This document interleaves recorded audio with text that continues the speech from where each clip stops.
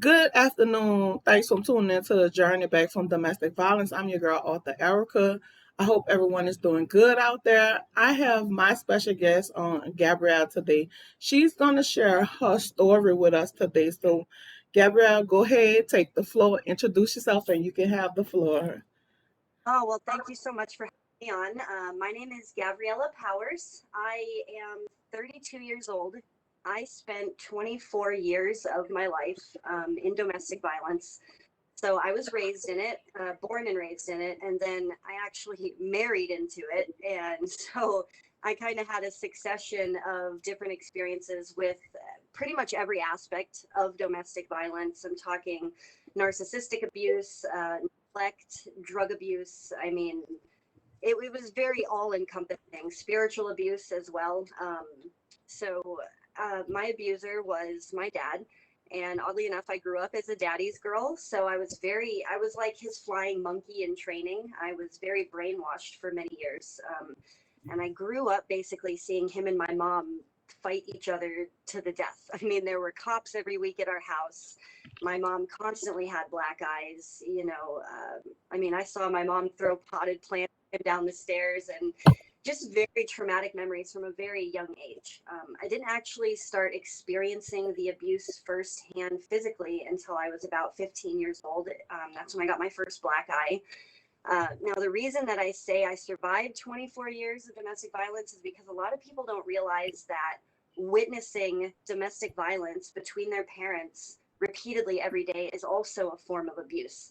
You Okay. become conditioned to live in a fight, flight, or freeze response, basically. You're constantly living in stress hormones, and you basically watch your parents and you think, oh, this is how life is, because you just think it's normal. So I consider that a form of abuse. It's basically a form of also child neglect, because they're so busy fighting, they're not taking the time to teach me or raise me or protect me or anything like that. So I wanted to put that out there as encouragement, because I get questions all the time. How do you consider that you grew up, in domestic violence? I consider domestic violence between partners. I think it goes a little deeper than that. Everybody's experience of domestic violence is different. I was diagnosed with complex post-traumatic stress disorder, so CPTSD, from prolonged childhood trauma, Okay. which is another. I group it in with that domestic violence experience, because it did traumatize me and set me up for failure later in life. So that's the gist of my background, where I came from. Now, where I'm at today is I am a certified substance abuse counselor. I'm also a biblical family life counselor, and I am also a trauma counselor. So I was certified to become a counselor because I realized that that's my passion. I want to help hurting women heal. And I know that domestic violence happens to men too, but I'm a married woman, so I cater to women instead of men as well. I give free online counseling. I do a lot of things for survivors. My main focus is helping women heal wherever they're at, because we're all at different stages in our healing walk. I'm also an author. I'm published on Amazon. So I kind of use my writing gift to spread awareness about the healing process, because more so than surviving abuse, the healing process is just as important. And a lot of women find themselves not knowing where to start after, living in this abuse for so long, or, even a 6 month period of abuse is enough to traumatize you. Wow. So anyway, that's me, who I am today. I am happily married, not in abuse anymore. I'm almost 8 years outside of the abuse. So every year that I put in between me and that is another year that we celebrate. So Yes. So let's talk about your experience as far as you say your experience with domestic violence started at 15 years old. Were you in a relationship or what? Let's start there. okay, so it started with my dad beating me. Um, he would grab a hold of me and choke me, slap me around, and like I said, I got my first black eye at 15. He tore my shirts all the time, and there was a lot of psychological abuse that happened with that too. We lived out in the middle of nowhere, so our nearest neighbor was like a mile away. You Wow. could go out into our yard and scream bloody murder, and there'd literally be nobody coming to your aid. So, and that might happen if you live in a city too. I don't know, but Right. uh, yeah, there was nowhere for me to run. People ask me all the time, why didn't you just run out of the house? I'm like, what am I supposed to do? Go sit in the cemetery down the road? You know, like there wasn't a lot of options. So my dad would play really loud music and put it like the speakers in front of my door at like 3 a.m. until I would wake up, and he'd force me to get out of bed. And then he would sit there and just scream at me all night. And so many different things. He was an alcoholic. Now I want to use that to segue into the fact that I was a freshman in high school, and I did get into my very first romantic relationship with a young man, and he did turn out to be basically like my dad's protege. He moved in shortly after we started dating, and they formed a very codependent bond. So between the two of them, I was being abused on both angles. And really, it was like that for about 11 years in that particular toxic situation. Uh, and I ended up marrying that young man, even though I didn't want to. My dad manipulated us into it. And the whole story is very long and detailed. But to make a long story short, because that's all I had ever known, I basically accepted that romantic relationship as this is normal. This is my life. I'm never going to Hmm. find any. So I willingly settled for that and thought that I was happy, or Right. my version of happiness, even though I felt that self betrayal every day. Like deep down inside, I was like, this isn't right. How do I get out of this? You know, I just kind of squished that consciousness down inside of me and was like, this is my reality. This is what I live. So I hope that answered your question. Right. And that was real reality because in actuality, that's all you seen. So when can you remember the first incident between you and your that was your husband at the time, or your ex-husband? When the first incident you can remember that you experienced with him. So I was about 18, and we were on drugs, heavy drugs, and he grabbed a hold of till I passed out, basically.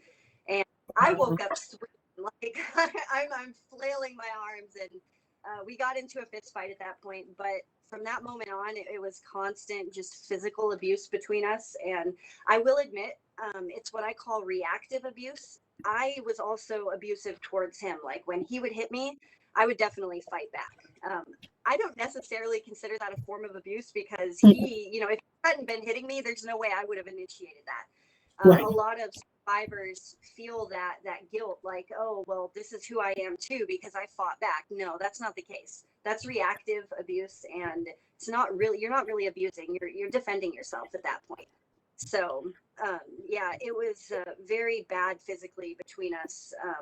He never raped me or anything like that, thankfully. Him and I are about the Thank same God. size. I could Mm, fight him off pretty easily. My dad wasn't the case, but yeah, I we were married for 2 years, and the mm, last incident pushed me backwards over a chair. And my son, my young son, he was about 3 years old at the time. He was hiding in his room with his blanket over his head in a corner, just crying to himself. And I thought that he broke my back. Like it was hard to get up. mhm. So it was a defining moment for me as my kid is sitting in there and I'm almost back broken. I'm like, no, this has to stop. So I finally made up my mind in that moment that I was going to divorce him, but I couldn't do it alone because again, it was a situation of isolation. So I had to call a friend in to help me actually physically remove him from the house and then get restraining orders and file for divorce and the whole nine. It was not an easy process, Right. but worth I'm it. quite sure it was because, as with the courts, is some women go through a whole lot of just getting out of those abusive situations. So you talking about narcissist abuse? You was telling me. Tell me a Yes. little bit. Give me a little bit about that because that was my first time hearing about it. So give me a little bit about that in a little example, or was you experienced that in your relationship? Okay, so narcissists are more psychologically abusive than they are physically. There are some very physically violent narcissists out there, but their main mode of operation is manipulation. So they're very covert about it. A narcissist is a person that has no empathy for anyone else. So they're physically incapable of feeling other people's emotions. They don't understand when they hurt you, like to them, that's their power, that's their control. They don't see it as they're hurting a human being. They're seeing that they're filling some kind of emotional void inside of them. It's very involved actually. It's I like to call it a spectrum, kind of like the autism spectrum. There is a Yes. narcissism spectrum. So with my dad, it was a lot of psychological abuse. He would tell me lies and then isolate me from other people who could contradict his lies, so that I was basically living in a reality of his choosing. I didn't have access to the internet. I didn't have my own cell phone. I wasn't allowed outside of the house at all except to go to school. Um, it was very controlling my environment, making sure that his narrative was the only narrative that I was hearing. Um, and when I called myself a flying monkey, that's kind of like a term that we use in the narcissism circles that describes somebody who has been brainwashed and manipulated and molded, kind of like clay in the narcissist's hands. And then the Okay. narcissist they will send you out against other people to do their agenda and their bidding. So um, I, for example, my dad molded me into thinking that everybody in our extended family was against him. And Okay. because of that, I wasn't allowed to have relationships with people that were against him or didn't approve Okay. of him. So my loyalty to him, that I was devoted to him only by abandoning every other relationship. But that Gotcha. wasn't good enough. He would plant lies in my brain about these other members and then wind me up and set me off like a little race car to go attack. So he would create these situations to see how far he could manipulate me into basically performing these duties, like just starting drama, trying to break up marriages, trying to cause strife in other people's families. It was really ridiculous. And I had to deal with that. That was probably the longest part of my healing process, was my reconciliation to myself, because I felt like such a bad, terrible human being that Hmm. he had manipulated me to hurt other people. So learning that self-love in the aftermath of that was very difficult. So during the time when you was going through the hands of abuse at with your father, your mother was around, or it was just you and your father at the time? So my mom was there, and two younger brothers as well. My mother was a lot like me, however, in the fact that we would get in these self-survival modes. So if he was Okay. putting her out and attacking her, the other one of us would just go hide and wait till it was over. Because I tell you what, there were a few times she tried to stick up for me. Like the time I thought he was going to kill me, he had his hands around my throat and I literally couldn't breathe. And I just went Wow. limp. And I remember right before I passed out, my mom came and like put her hand on his shoulder to try and rip him away from me. The next thing I know, I'm waking up and she's bloody. And Oh obviously, wow. violence from me onto her.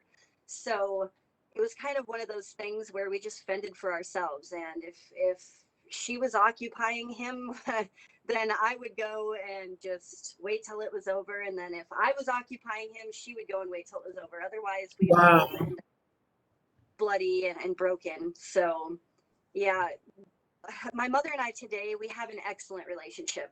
We That's the didn't best. I didn't grow up having any kind of emotional connection with my mother at all.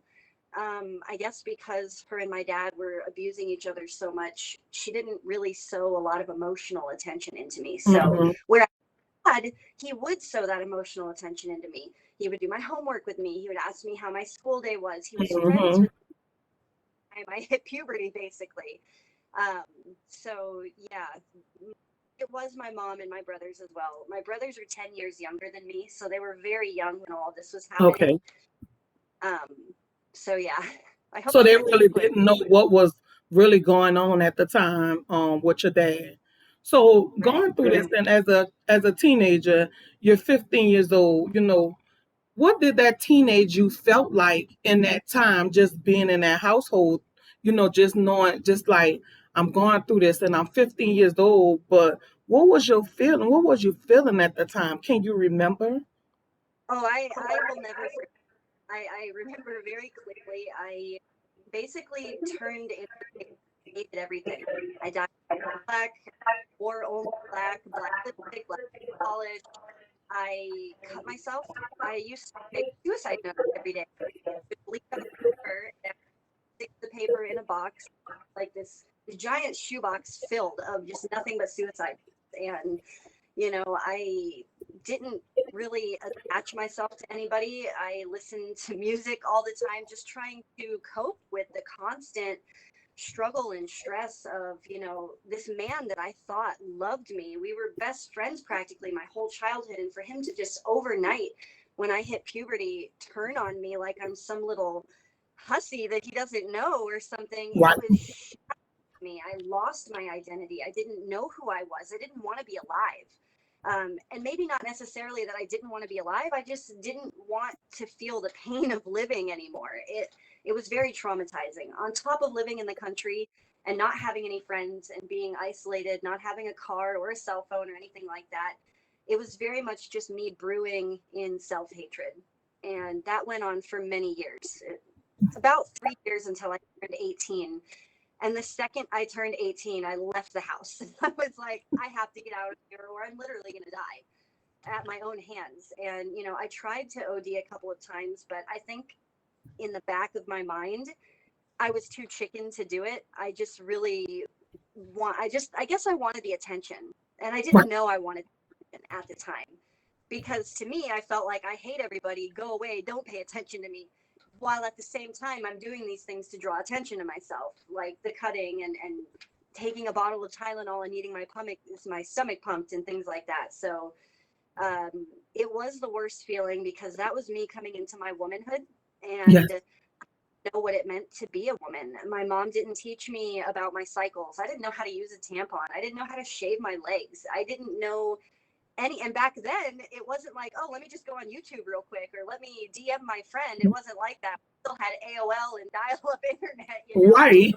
And then you didn't have that many friends anyway. Right, exactly. So I just coped a lot through writing poetry and cutting myself. And I guess I should have given a trigger warning with that. I apologize, everybody, but it's very important to me that I'm open about those kind of things because I get teenagers in my inbox all the time who are going through the same thing, and Right. nothing breaks my heart more than that because I remember so clearly what it felt like, and you're trying to find any shred of light to hang on to. Just give me one shred of light to tell me there's hope and it's going to be different in the end. And Right. I guess that's why I do what I do because I remember so clearly how that felt. And if I can be the difference in somebody else's life like that, then I want to be, and I want to make myself available for that. So yeah, Yes. it's okay to forget. Right. And I mean, I could imagine that just like feeling all alone, like nobody care about me, me, just to think that nobody knew what was going on. So as you got older, when you got into 18, once you left the home, what was life like when you left at 18? So I called up my grandfather, who my dad had pitted me against. So my grandpa wouldn't talk to me as long as I was involved with my dad. I knew that. I knew I could call my grandpa and be like, hey, I'm leaving my dad. Will you buy me a car? So he bought me this little Buick. It was a little beater, and he gave me $1,000. And I took off with my boyfriend at the time, who is my ex-husband now. He's the only person I'd ever been with at that point. Just a Right. disclaimer. We took off to Washington State from Tennessee. So we went all the way west. And we basically went on a hope and a dream. Like, he had made friends with somebody in Washington that he was talking to on the phone. Um, a little backstory, my dad and him had traveled to Washington for a job that my dad had. So he did have the opportunity to make a friend there and then come back. So anyway, we had one friend we were talking to there, and he was like, well, you guys can come sleep on my back porch. That's all I've got to offer you. So Right. at that, sleeping on a back porch and having our freedom was more important than anything. We didn't even care. It was like, whatever, we'll just go out there. Well, long story short, we went out there. I got a job as a waitress. I got into cocaine very badly. It was a very, very bad time. That's when the climax of the abuse between me and my ex happened. When we got on cocaine, we were just vicious. I mean, Hmm. it it was bad. And thankfully, I never got to the point where I was selling myself for it. I thank God that he kept me from that. But it was almost to that point. And that lasted for about 2 years. We were really, really bad. And then one day it was just like, we have to go back to Tennessee. And we ended up back up under my dad's roof again because we had basically killed ourselves on cocaine. We'd failed at everything we set out to do. We were hating Mm-hmm. each other every day. So we basically went back to Tennessee with our tails between our legs, begging my dad for forgiveness and a place to sleep.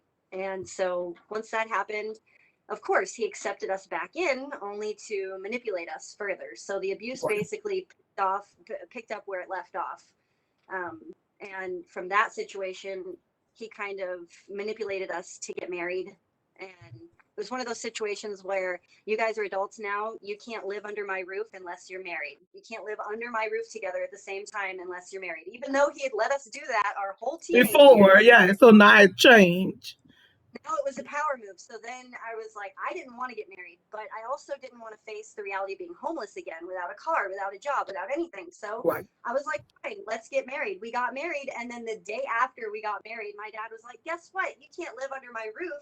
As a married couple, you need to go have your own place. And it was like, so we just got married to then get kicked out. It was very rough, to say It the was least. it And was so much a control. It was so much of a control thing. And not only that, if you really look at it, your ex-husband was going through the abuse too, because in ways he was using him too.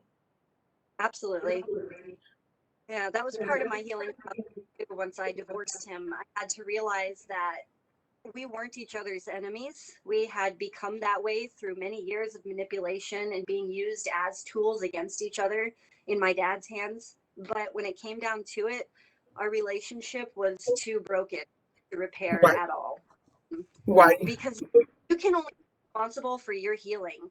When there's two people in a situation like that healing, if you guys aren't going in the same direction, you're going to go in opposite directions, and it's Right. still always. Mhm. And he wasn't ready to give up the drugs and to give up, the abusive lifestyles. And I was ready to be a mom to our son. I was ready to get my life straight, to get my relationship with God back on track, and to get clean. So, God basically showed me, because again, when it came to the divorce, I had been raised, and my dad had indoctrinated both me and my mother to say, if you divorce, you're going to hell, which is why my mom stayed with him for so long. It was Oh, that okay. manipulation. So I was thinking, and I remember the day I realized I had to divorce him, and I was crying to God, and I said, God, I'll stay married in this relationship and be miserable for the rest of my life if it means that I can spend eternity with you. But I need to know that that's your will and that you want me to stay in this abusive relationship. And he made it very clear through a series of miracles and signs that that was not his will, and that Right. he had never sanctified the marriage to begin with. And in his mind, I was never married. So I've been playing the harlot this whole time, because All in the my heart, I really truly wasn't married, and I had never dedicated myself as that person's wife. So it was this whole thing. So for any of you experiencing spiritual abuse out there, I know what that feels like too. And the minute that I signed divorce papers, it was like I experienced God's presence for the first time in my life, just me and him, and it was unquestionable. So I highly recommend that if you've been spiritually abused, don't take it out on God. It's not God's fault. You go on your own discovery and your spiritual journey to find out who God is yourself, without anybody else telling you who he is, because he's there waiting for you. He is, I right. promise. So after during the time you got the divorce and everything, once the divorce is final, what was your next step from there? So, um, with the divorce, I had asked a couple of friends to move in with me because I was scared that he was going to come back. He had a key. I lived in an apartment complex, but I couldn't change the locks myself. Um, anyway, I asked two friends to move in with me because I was working from home full time, and I needed somebody to help me watch my son during the day while I Okay. was working. So it was a couple, a man and a woman. They moved in with me. They were the only friends that I had at the time, and we didn't even know each other that well at that point. We Right. literally only for a couple weeks, but I was desperate. So I said, please move in with me. watch my son while I'm working. From that point, I basically just focused on my relationship with God. I got up at 4 a.m. every morning. I didn't even set an alarm.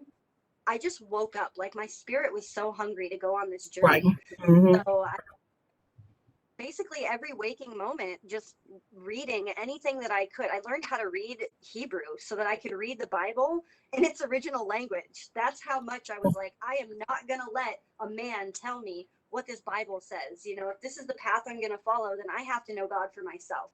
And I guess for about 2 or 3 years, I just really poured myself into getting that relationship with God, because for me, without that, I couldn't have gone another day. I didn't have any strength. I was completely burnt. I felt like damaged goods.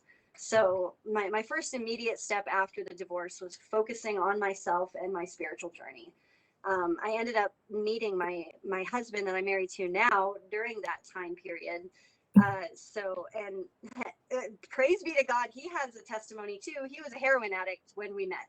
So Wow. a lot of stuff involved in that.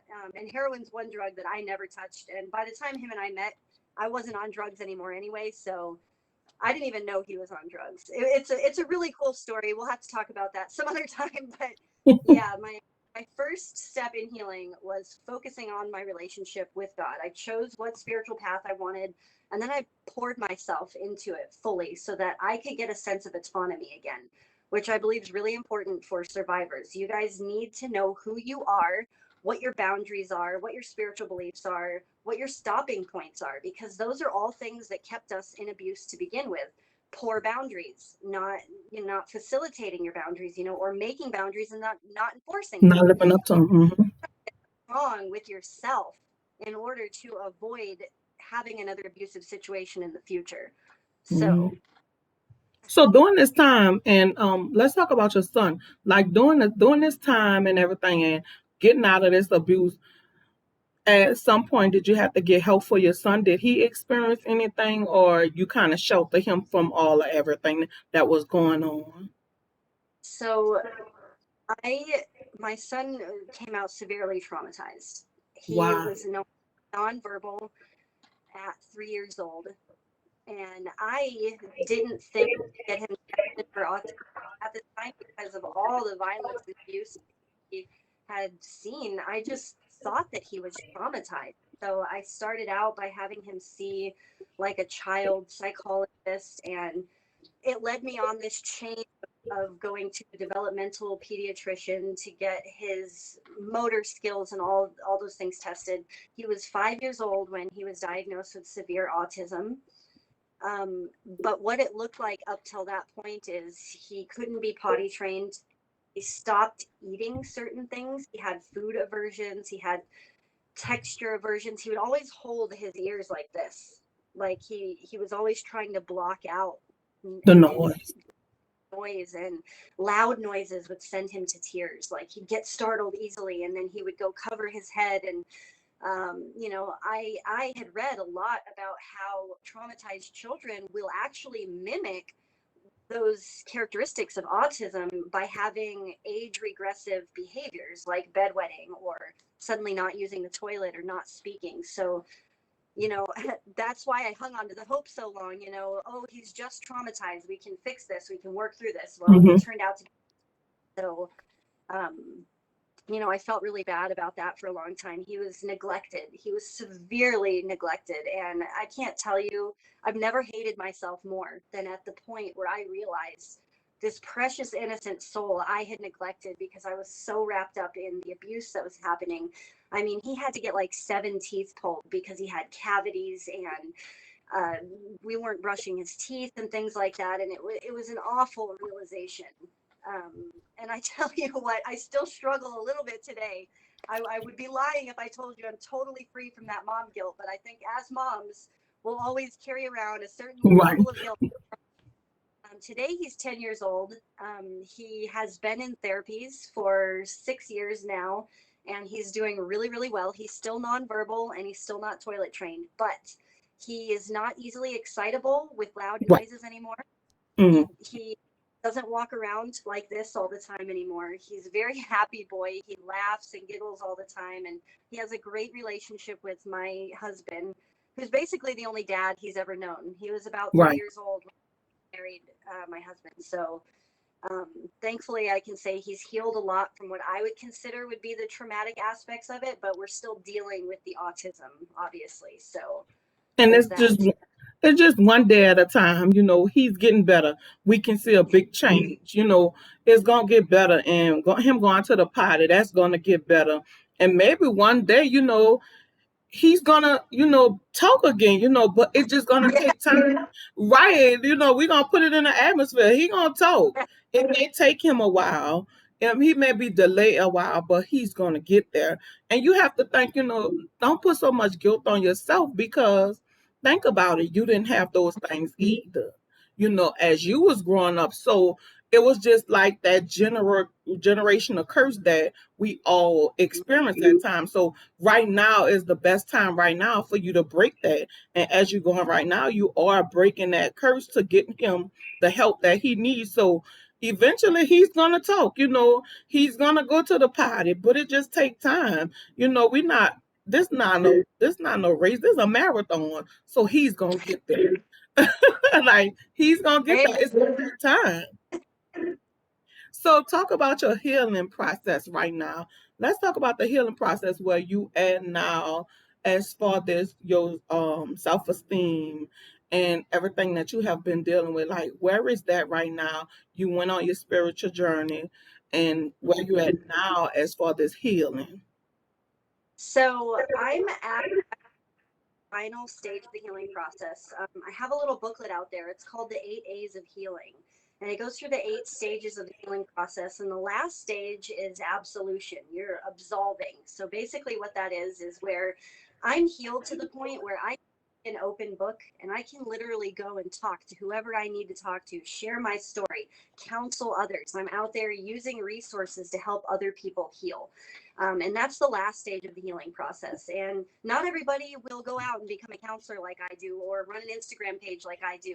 Some people, it'll just be personal relationships that they share that with. But that's still the absolution process, because you're basically taking the ashes and turning it into something beautiful for somebody else. But it took me, like I said, I'm almost 8 years. So it was basically like a year per stage of the healing. And that's not always the case. Healing is very subjective, it's different for everybody. So there is no time clock. And I still have nightmares. Wow. Having PTSD, I still not every day, but I go through seasons where, like, actually I just had a season where I was having repetitive nightmares about my dad. And every time that happens, I kind of have to start at the beginning with a self-awareness process. And then I have to say, all right, what memories are these unlocking? What is it that, God is trying to heal me from? What is my subconscious showing me that's still Hmm. hidden there? I break it down, and I have this process. It's called trigger journaling. And I basically, every time I'm triggered by something, I take a moment to examine it, and I examine what smell was attached to it. What memory did it trigger? What do I need to forgive in this situation? What do I need to release and let go of or realize? It's a whole process. So Okay. uh, Hmm. where I'm at right now in the healing process, though, is that I just want to talk to anybody, listen to anybody, write books, do webinars, do whatever needs to be done to get the information out there, so that whoever's out there who's still suffering or is wondering, am I being abused? Do I need to get out? Or, no matter what journey you're at, I feel like God will put people in your life to intervene in his timing, and I just want to be a tool to be used in other people's lives for that, because that's what brings purpose, to my broken past, but Hmm. also to my future and for my kids' future too. So That's good. So, as far as this counseling right now, where you at with the counseling? Is that something that you're doing full time as a job, or is just to get the healing, helping people heal? I never got my certification with the intention of being paid ever. So I did it purely so that I could go away for the rest of my life. Like, never Okay. take a penny for counseling somebody, because let's face it, a lot of survivors out there don't have a penny, No, they and that don't. will from getting the help that they need. And I'll be honest with you, I grew up on food stamps and WIC, and I'm on the government insurance, and I know what it's like to go talk to a person that the government's paying to sew into your mental health, and you're just a number. They don't generally care about you. And that's not always the case. So, it is possible to find people out there who care, but it's rare. Um, I I tried for years to find a counselor to counsel me before I started studying to become a counselor, and I could just never find anybody who fully met my needs on a spiritual, mental, physical, emotional level. I'd find somebody good, but then they wouldn't be spiritual, and I'd be like, but I need that too, Right. so Hmm. all encompassing thing. So I have this form on my website. It's a free counseling form. Right now, I'm not doing any phone counseling, and I'm not doing any face to face counseling. I'm only doing email, virtual, texting counseling. And that is because I'm moving. So my life, I'm moving 2,000 miles. So I've got, a house to find, all this stuff to pack. And I never want to put anybody on the back burner or make them feel like I don't have time for them. So I just kind of limit myself now to emails, because I can be up at 2 a.m. replying to somebody's email, but I Right. can't be on the phone. I may not have a minute until 2 a.m. I'm not going to call you, but I will email Right. you. So Right. I that's how I do the counseling for now. I have visions in the future of being able to run a shelter where I have like 6 cabins in the country, and I can personally counsel and rehabilitate women one by one. But that, is probably 20 years in the future. I don't know, but that's goals in the future where I could be more personable and one on one. I try not to keep my plate too full, because then I'm not good for anybody. So Right. I might tell somebody, well, it might take me 2 or 3 weeks to get back to you, but I will get back to you. I promise you. I try to give everybody my attention.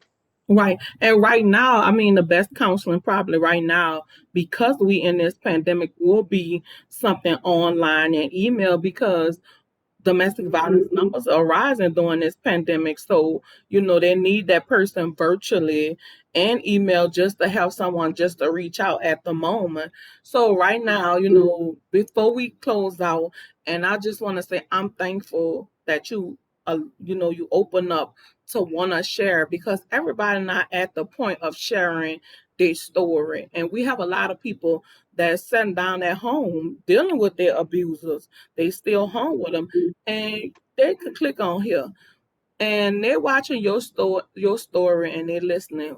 What do you have for them? What advice would you have for them? So this is a question I get asked a lot when I get interviewed, and it's my favorite question because I always have the same answer, and that is never let go of hope. Hope is what's going to keep you alive in those dark moments. The minute that you, like the Bible says, hope deferred makes the heart sick. So basically, when you let go of hope, you start the process of dying on the inside. And then eventually you find yourself at this place where you don't have the will to go on anymore. And you start wondering, wouldn't it just be better if I wasn't here? Hang on to hope. Whatever you can do to sow hope into yourself. I don't care if it's writing a poem, painting a picture, listening to an audiobook that makes you feel good, smelling a flower.